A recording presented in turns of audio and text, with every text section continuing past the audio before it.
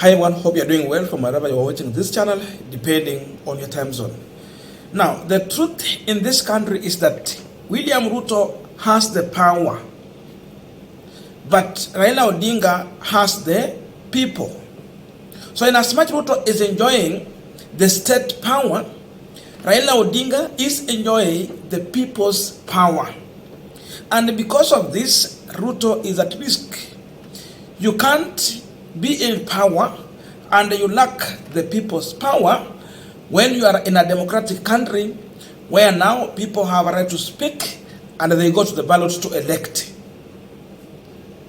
That could work in a monarch country where you are a king and there's no election or a queen. So because of this, Ruto is finding it very hard to govern this country. When he wants to do something which is against the people, Raila comes in to defend the people who have given him that mandate. Remember, through the ballot, there is a belief in Azimio. Raila won election, but Chebukati announced Ruto. Up to now, Azimio is yet to accept that, and even the supporters do not.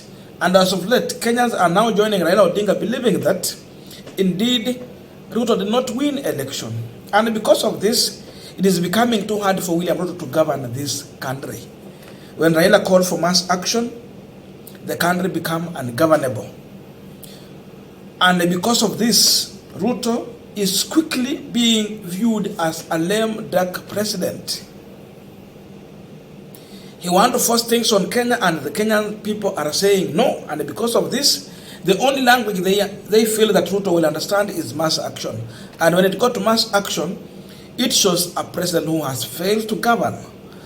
And now, to solve this problem, William Ruto, according to the allegation we are getting, is that he is trying to reach out to Raila Odinga with some offer. Number one, 2 houses, one in Mombasa, another one in Nairobi. Number 2, to offer him a private jet so that he can have easy travel around the country and across the world. Then number 3, he is offering a UN job to be ambassador for climate change.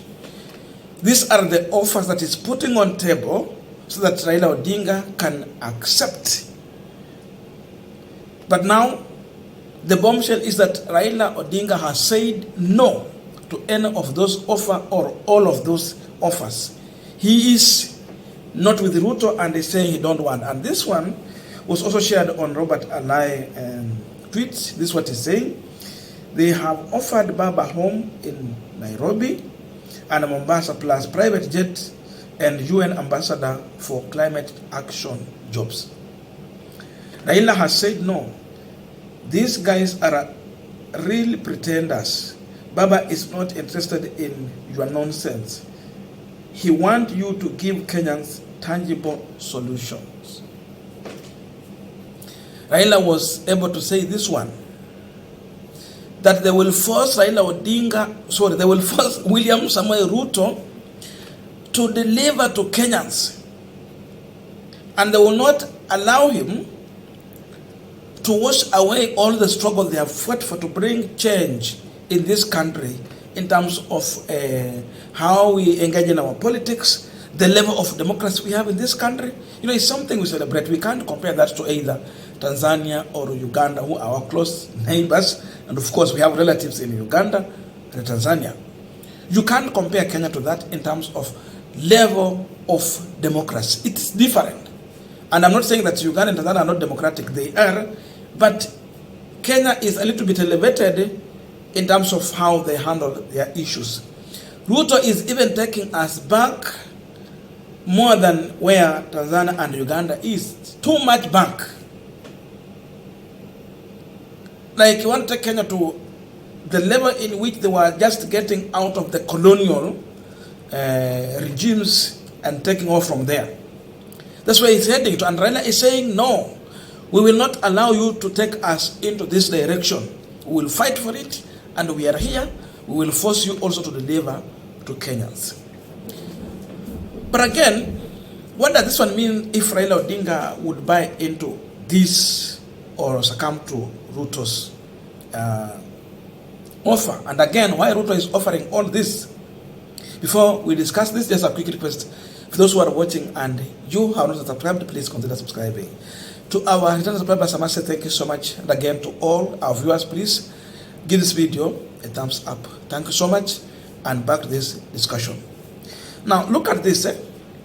Just on one single day, when Raila Odinga called for mass action, William Ruto is losing close to 3 to 4 billion shilling on that day in form of taxes.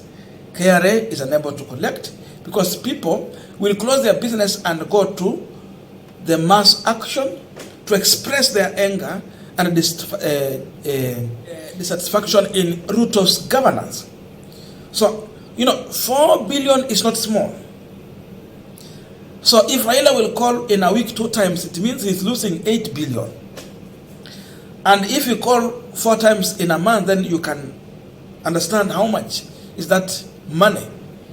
And because of this, Ruto is finding it too hard to deal with this.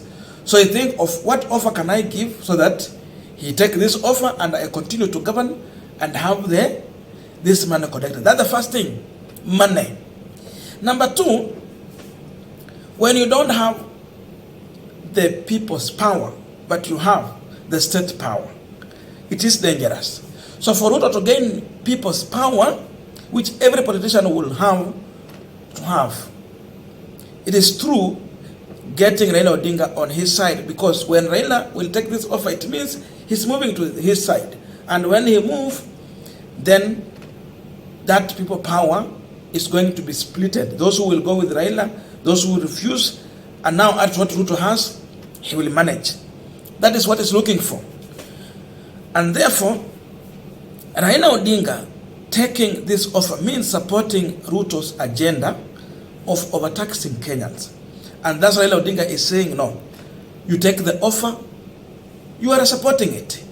And in that way, it means you are leaving Kenyans on their own. And you have literally just supporting the oppressor of the people.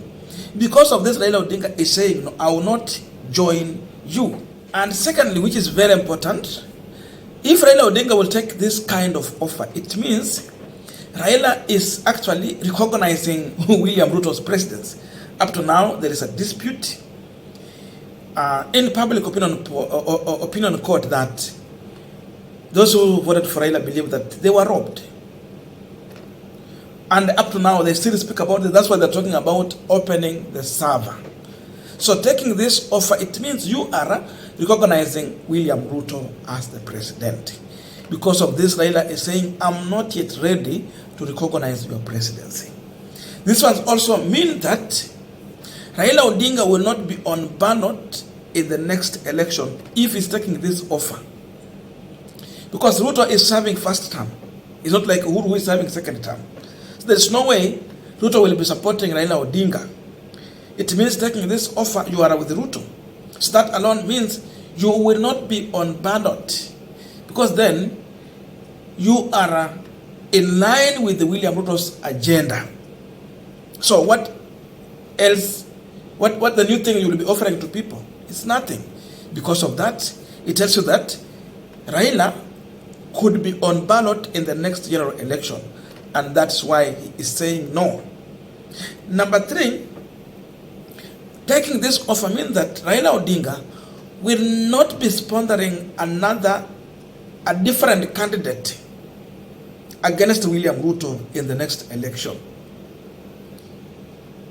In the corridors of politics, we have those who feel that Raila Odinga should sponsor someone else, and that could be Kalonzo Musyoka with a running mate either from Western or Nyanza or Mount Kenya. So for that one, maybe Eugene Wamalwa or someone from Nyanza or Martha Karua in Mount Kenya. So going by this offer or taking this offer means that he will not sponsor another candidate, because if you are sponsoring another candidate and already you are supporting the ideology of the man in power, there's nothing you will bring in, or there's no way it will make sense when you are sponsoring another candidate. Again, another thing is that This alone means that Raila Odinga will be endorsing William Ruto's presidency in 2027. For example, when Raila was supporting Uhuru Kenyatta, when they went to a handshake, definitely he was supporting his government and he was there to defend it because now they are working together.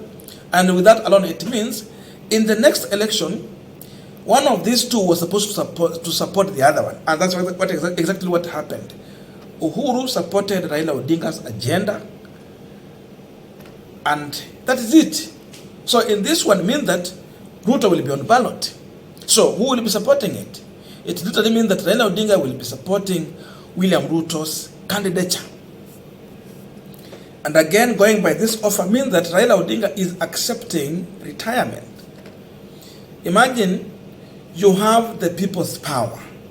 Even those who did not vote for you are recognizing that they might have made a mistake in one way or another. But then they are coming back to their senses and they feel that it is better we be with Raila Odinga because seemingly this could have been the right person.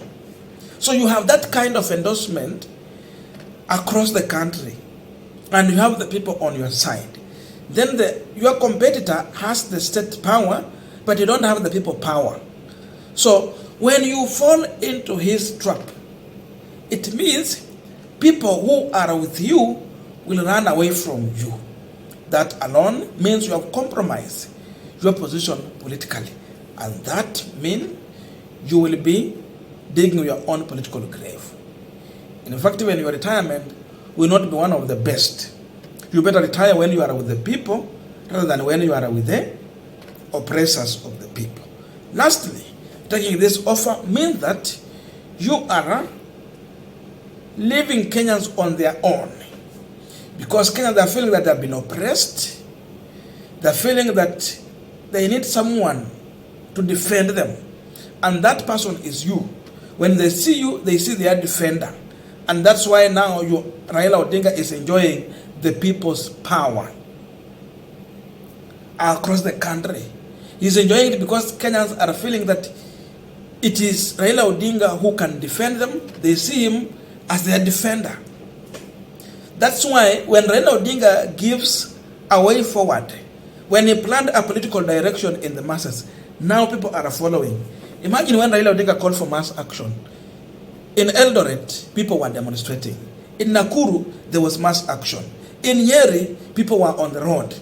In Kiambu, it was mass action. In Coast region, people were demonstrating. You come to Nairobi, it was the mother of all demonstrations. You go to Ukambani, starting from Machakos County. In fact, Machakos was leading in mass action. It tells you that that is how Kenyans are taking Raila Odinga's direction. That alone means that if you fall into this, it means you are betraying all these people. Because of this, Raila Odinga is saying a big no. I'd rather be with the people, but not come to enjoy some privileges from government and leave people on their own. So Raila Odinga is telling William Ruto a big no. Tuko hapa kwa siasa, tutaonana mundu humundu. Hakuna shortcut na wajipange.